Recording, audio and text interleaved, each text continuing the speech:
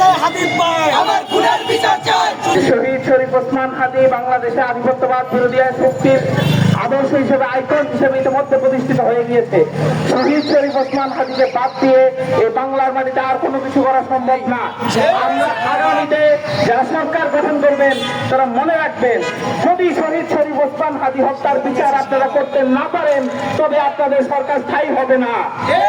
রাসূল সাল্লাল্লাহু আলাইহি সাল্লামের সময়ে খলিফা ওসমানের মৃত্যুর খবর এসেছিল, তখন সাহাবীরা ওসমান হত্যার বদলা নেওয়ার জন্য বাবলা গাছের নিচে শপথ নিয়েছিল। শহীদ শরীফ ওসমান হাদির যারা সাথী রয়েছেন, আমরা যারা রয়েছি, আমরা প্রত্যেকে শহীদ শরীফ ওসমান হাদির বিচারের শপথ নিয়েছি। আগামী সরকার এবং বর্তমান সরকারকে স্পষ্ট ভাষায় জানিয়ে দিতে চাই যে আপনারা সবাই জানেন যে হাদি ভাইয়ের হত্যাকাণ্ডে কারা জড়িত ছিল। হাদি ভাইয়ের হত্যাকাণ্ডের সাথে ফ্যাসিস্ট আওয়ামী লীগ জড়িত।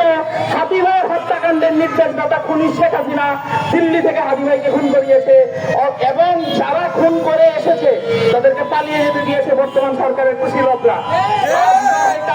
আজ থেকে 10 বছর পরে হলেও একদিন প্রকাশিত হবে যে কারা হাদি ভাইয়ের হত্যাকাণ্ডের সাথে জড়িত ছিল এবং কারা খুনিদেরকে পালিয়ে যেতে দিয়েছে। আমরা তাদের প্রত্যেকের বিচার করবো ইনশাআল্লাহ।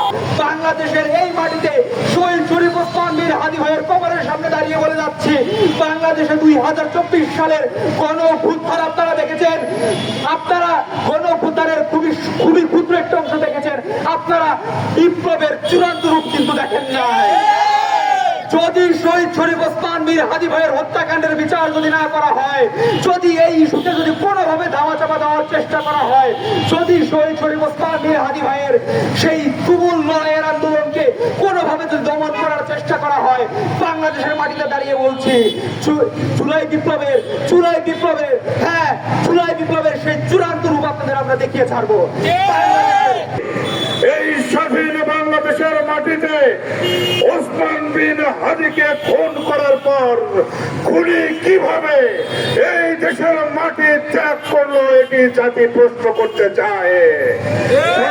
বন্ধু আমার, ইন্টারিম গভর্নমেন্ট বড় বড় আশ্বাস দিয়েছিল যে তারা এই কয়েকদিনের মধ্যে বিচার করবে, ওই কয়েকদিনের মধ্যে তারা ওই খুনিদেরকে ধরে নিয়ে আসবে, কিন্তু দুর্ভাগ্যজনক হলেও সত্য, আজ পর্যন্ত হাদি হত্যার উল্লেখযোগ্য কোনো অগ্রগতি হয়নি। বন্ধুরা আমার, আমরা পরিষ্কার ভাবে বলতে চাই, আধিপত্যবাদের প্রেতাত্মাদেরকে বলতে চাই, এই সরকারের মধ্যে ভারতীয় দালাল এবং আধিপত্যবাদের প্রেতাত্মা যারা রয়েছে,